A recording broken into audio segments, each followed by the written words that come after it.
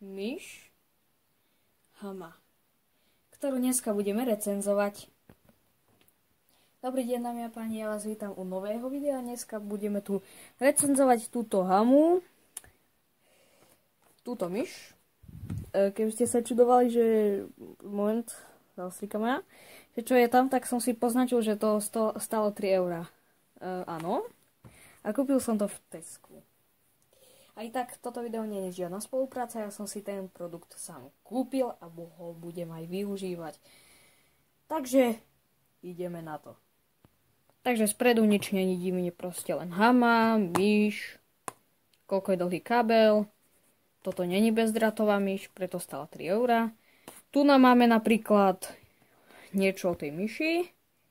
Niečo by som vám o tom prečítal. Tam, kde je SK, tak tam pozrite. Kompaktná myš s 3 tlačidlami pre všetky zásadné požiadavky v rámci bežného pracovného dňa. Nepotrebný žiadny software, stačí len pripojenie a spustenie. To je dobrá správa. No a teraz si niečo ideme prečítať z tejto strany. Takže senzor má optikálny 1000 dpi, to neviem, jak zistím a neviem, jak rozlišovať.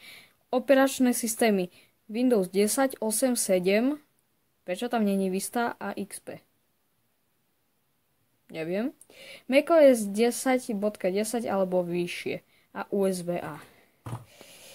Dobre, takže toto tak nám zatiaľ ponúka táto myš a my si ju ideme spoločne otvoriť. Pani, ja som to otvoril veľmi vtipne. Vidličkou. A nie, nepomýlil som sa, otvoril som to vidličkou. No, viem, že je to divné, ale no, čo som iné mal robiť. A tu nám máme našeho krasavca. Trošku špinavá je. Áno, jak nám slúbili, USB-A. A na to, že stala 3 €, tak dobre sa s ňou klikalo. Keby vás zaujímalo, kde a aké sú 3 tlačítka, tak toto je prvé, druhé a ešte tretie. Áno, toto sa stlača a to rolovacie kolečko sa nepočíta. No, a teraz si ideme niečo prečítať, o čom vlastne tu máme manuál. Takže Hama. To počkaj. To sa nevojde do celého obrazu.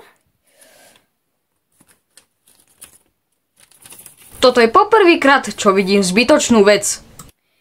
Takže napríklad pre tých, ktorí nevedia zapojiť onen, klávesnicu alebo myš do počítača, tak to nám máte návod.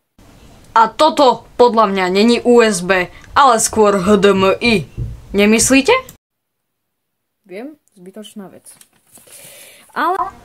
A každý človek robí chyby. Nie každý je bez chyby. A ani Hama. Ale nevadí.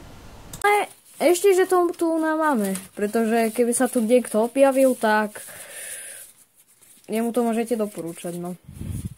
Ale existujú takí ľudia, čo nevedia zapojiť. No ale to je fuk. Dobre, ďalej. Tak tu nám máme také dlhé počteničko. No a mňa by zajímalo, že či táto myš funguje aj vo Windowse XP. No. A na to som si prichystal jeden počítač, ktorý sa zobrazil u mne jedenkrát vo videu s Windowsom XP. A moment. Dobre. Takže tu nám máme Omen notebook HP Compact NC6120, ktorý sa u mňa zobrazil jedenkrát. A prečo... A teraz sa si pýtate, prečo som nepoužil ten malý notebook? Tak na to je jednoduchá odpoveď. No, viete, mne sa ten notebook trošku rozbil, ale len kozmeticky, ako hardwareovo sa nerozbil, len sa rozbil kozmeticky. Teraz by som to vám mohol ukázať. Takže, ak som rozprával, kozmeticky je to rozbité, že tu je napríklad poliaté sekundové lepidlo. Áno, mezerník nejde skoro stlačiť. No a nerozprávam o displeji. Ten je... Každý človek robí chyby. No ale... Našťastie, keby sa niekto objavil z vás, ktorý už možno pozná eBay alebo Bazoš, tak náhradne diely. No a možno by som vám za to dal ako odmenu. No, takže ideme teraz vlastne online tento výkonný super počítač zapnúť. No a uvidíme, že či tá myš bude fungovať na Windows XP. Dobre, takže dioda nám svieti, takže môžeme ho zapnúť.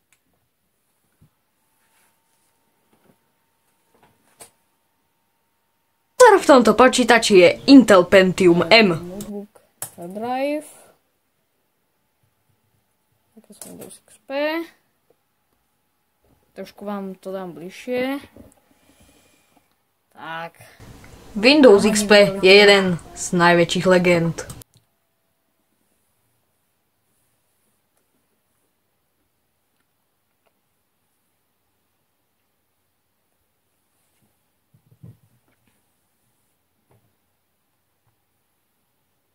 Teraz používam touchpad.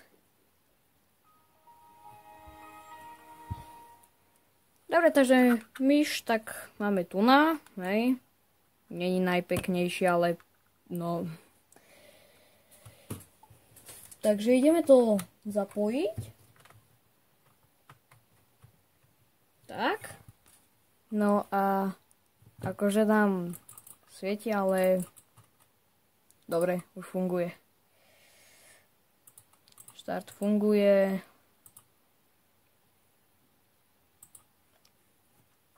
A teraz vážne funguje, pretože keď sa môžete pozrieť, tak ja mám tu na, hej, tak. Áno, toto sú manuály od toho. Tak normálne funguje.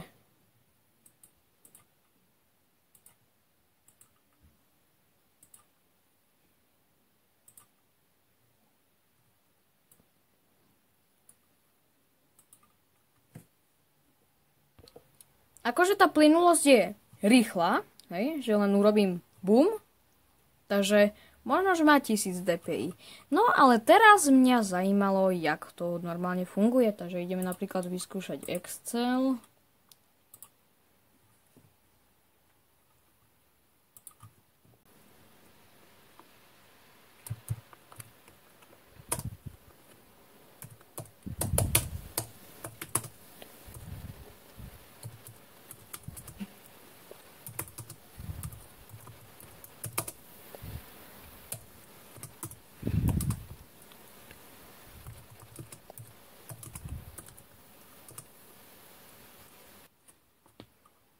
Ja viem, teraz píšem hlúposti, ale to s tým nesúvisí. Viem písať po anglicky. No a kľudne to môžeme customizovať, pretože to označíme a dáme napríklad nový, neviem. Tento test bol očividne len kvôli opravám a tak. Hej, myš funguje tak, jak má. A kebyže ste chceli z takých, ja neviem, také herné testy, tak by sme kľudne mohli urobiť. Pretože táto myš tak je kancelárska, ale zajímalo by ma, aká je dobrá na hranie. Takže vyskúšame solitér. To poď. Tak. Tak.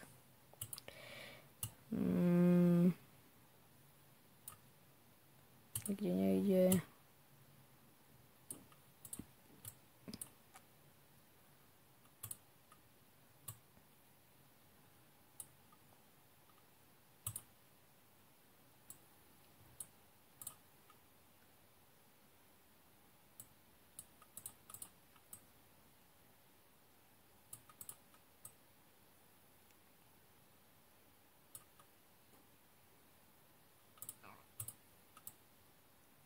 Tento test bol na to, aby sme zistili vlastne, akú rýchlosť má. Sice má 1000 dpi, ale neviem, koľko to je, že či rýchlo alebo málo. A áno, myš reagovala hneď, jak mala. No, internet máme, ale nefunguje. Skúsime napríklad v strihaní. Táto myš je vhodná aj pre strih. nebojte sa, túto myš budeme skúšať ešte ďalej.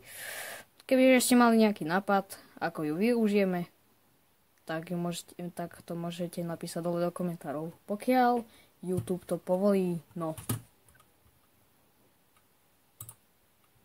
Zaostri. Super.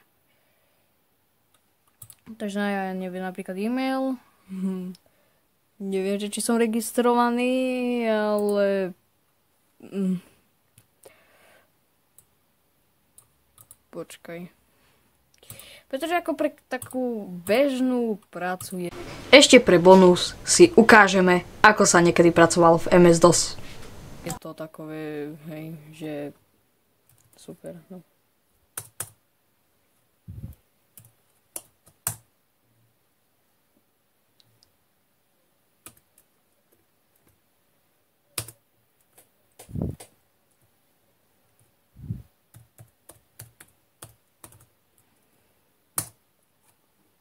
Áno, ja viem, jak sa pracuje s oným príkazovým riadkom, pretože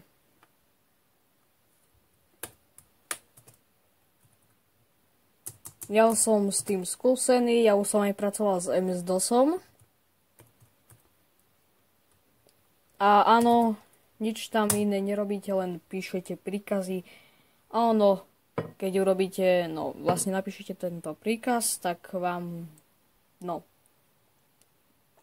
Dôležité je, aby ste ho napísali veľmi dobre.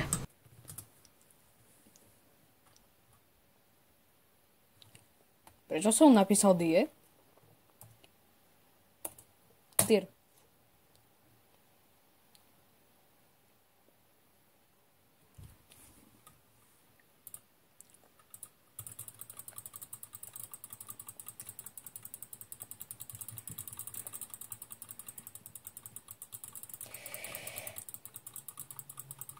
Takže myš je perfektná. Sice nemá najlepšie dozvuky, no zvuky, no ale to sa nedá porovnať s týmto, pretože toto má...